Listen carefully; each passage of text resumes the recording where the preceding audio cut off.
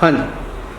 हाँ जी सर जी, मेरा नाम सूरज है ते मैं उत्तराखंड से हूँ, मतलब कोड़ी गढ़वाल से जी। तो जी मैंने अपना रैबिट फार्म स्टार्ट करना है, तो मेरे को थोड़ा बहुत गाइड वगैरह कर दो कि मतलब किसके लिए क्या कुछ लगता है, किस तरह स्टार्ट करते हैं, मतलब स्टार्टिंग से ना।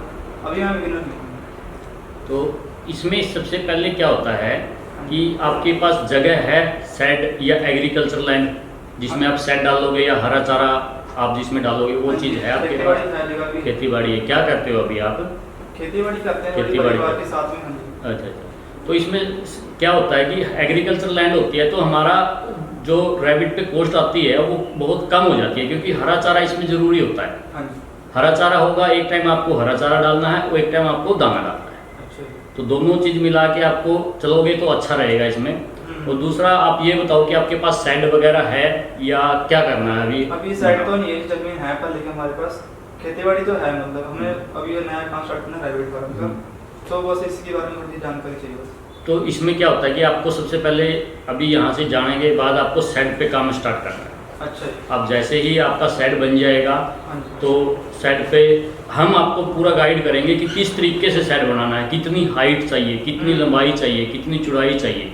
बीच बीच में हमारे से पूछते भी रहना, इसमें कोई बात नहीं है। हमारे पास भी जो वीडियो होंगी तो आपको मैं डालता रहूँगा साथ के साथ। अच्छा। उसको देख के आप अपने तरीके से आप उसको बना सकते हो। ठीक। ठीक है। जैसे ही आपका फार्म सेट तैयार हो जाए तो आगे का काम हमारा स्टार्ट हो जाता है। अच्छा। ठीक है। आपको कम से कम कितने खरगोशों से स्टार्ट करने की सोच रहे हो कि आपका बजट क्या है? कि मैं 100 से बिल्कुल शुरू से स्टार्ट करना है, मैं आप बता दीजिए मैं कितने खरगोश हम शुरू कर सकते हैं? देखो कम से कम 10 यूनिट, 10 यूनिट। उससे ऊपर आपका बजट है कि आप 10 से कर रहे हो या 15 से कर रहे हो या 20 से कर रहे हो, उससे ऊपर बजट है कम से कम 10। उसका कारण ये है कि ट्रांसपोर्ट बहुत पड़ती है। अच्छा जी। अगर हमारी गाड़ी एक रैबिट लेके जा रही है या 100 लेके जा रही है, खर्चा बराबर है। अच्छा जी। ठीक है जी। तो उसका मतलब ये होता है कि अगर 10 यूनिट से स्टार्ट करोगे तो आपको भी थोड़ा फायदा होगा और हमारे को भी होगा।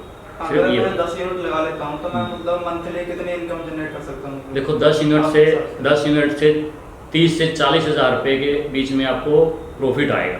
अच्छा। और उससे ऊपर भी आ सकता है, वो आपकी मेहनत है। अच्छा। मैं कितना यूनिट लगा सकता हूँ मतलब मेरे? नहीं 10 यूनिट का ही मैं बता रहा हूँ। 10 यूनिट का ही बता रहा हूँ कि आप मेहनत कितनी कर रहे हो। अच्छा। लेबर आपके पास कितनी है, आप किस टाइम उनको क्रॉसिंग करवा रहे हो, टाइमिंग क्रॉसिंग का आपको पता है, पूरी हम ट्रेनिंग देंगे आपको। ठीक है। हर चीज़ के बारे में आपको समझाएंगे। जब आपके पास माल चला जाएगा तो फिर 10 दिन के बाद आपने क्रॉसिंग स्टार्ट कर देनी है। सुबह सुबह खाली पेट सबसे पहले उठ के सबसे पहला काम यही है कि आपको क्रॉसिंग करवानी है। फीमेल को उठा के मेल के पास डालना, मेल वाले केज में डालना है। 2 से 4 सेकंड में 5 सेकंड में वो क्रॉस कर देगा और वापस आपने उसी केज में उसको डाल देना है। उसकी एंट्री कर लेनी है कि कौन सी फीमेल है और किस डेट को वो हुई है। उसके 30 से 32 दिन के अंदर वो बच्चे पैदा कर देगी, डिलीवरी हो जाएगी। तो ये चीज़ रहता है। इससे अलावा और भी कुछ पूछना है तो आप पूछ सकते हो। हमारी पूरी टीम जाएगी आपके पास, डॉक्टर भी जाएगा, खुद मैं भी कभी कभी हमारा भी चक्कर लग जाता है तो कहीं एक जगह कहीं फार्म हो जाते हैं तो हम भी जाते हैं, तो पूरा हम समझाते हैं। डॉक्टर की भी हेल्प होती है हमारे पास।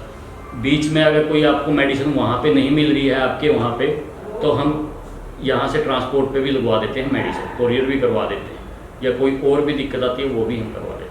हाँ जी सर जी, मतलब कि पर डे का एक खरगोश का खर्चा कितना आ जाता है? मतलब देखो एक खरगोश का खर्चा आता है पर डे 60 से 70 ग्राम दाना खाता है एक रैबिट। अच्छा।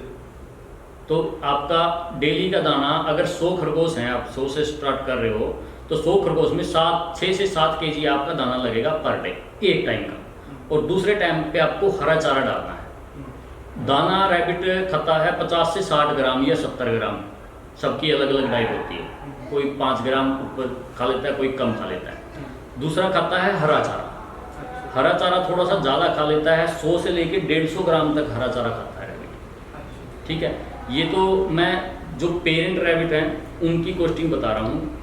ठीक है। तो मतलब जो बच्चों की कॉस्टिंग है उस पर कितना खर्चा आ जाएगा? बच्चे की कॉस्टिंग का क्या रहता है, बच्चे में पैदा होने से लेके सेलिंग तक का मैं आपको बता रहा हूँ। जब भी पैदा होगा बच्चा तो वो पैदा होने से लेके 1 महीना 28 दिन तक लगभग मादा का दूध पिएगा वो, जब तक उसका कोई खर्च नहीं है।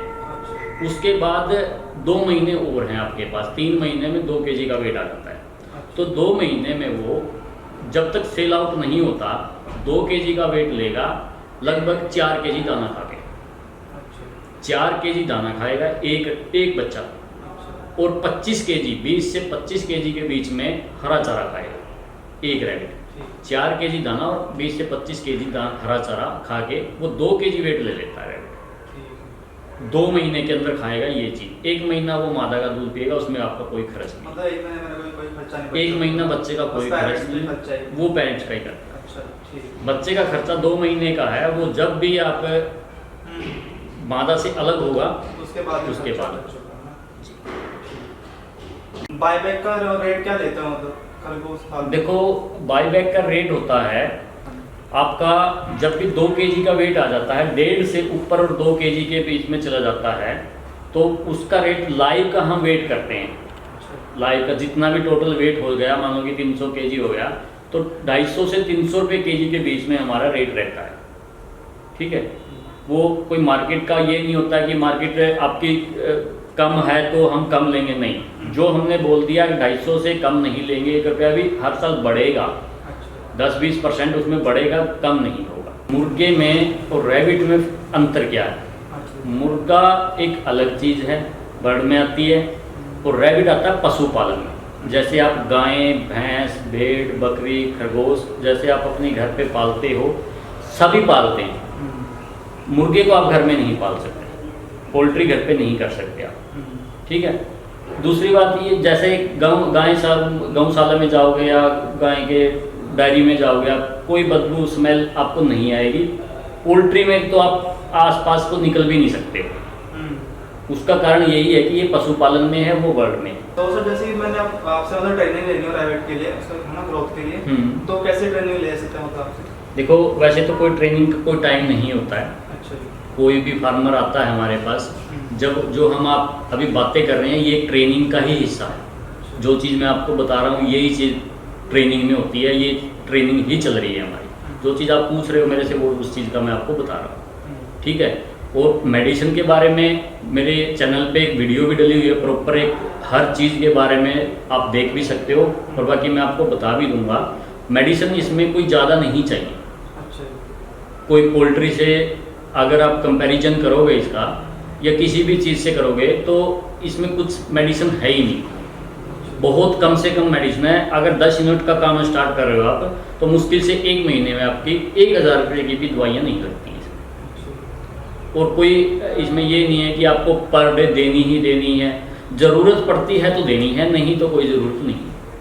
हाँ जी सर, तो मतलब कि रैबिट की देखभाल कैसे करते हैं, उसको पकड़ना कैसे, मतलब कैसे उसको तोड़ना लगे, तो आप उसके बारे में थोड़ा सा मैं दे सकते हैं मतलब? देखो इसमें क्या रहता है कि पकड़ने के बारे में या किसी चीज़ के बारे में हमें प्रैक्टिकल करना पड़ता है, तो फार्म पे हमें चलना पड़ेगा। ठीक है। हाँ, तो वहाँ पे जाके मैं आपको हर चीज़ के बारे में बताऊँगा। मेल क्या होता है, फीमेल क्या होती है, कैसे उसको पकड़ना है, कैसे उसको क्रॉसिंग करवानी है। अच्छा। ठीक है। क्रॉसिंग से पहले कैसे पता लगेगा हमें कि ये हिट पे है या नहीं है, वो उसके बारे में फार्म पे चलते हैं। ठीक है, आप प्रैक्टिकल दिखा दें। बिल्कुल मैं करूँगा। ठीक है।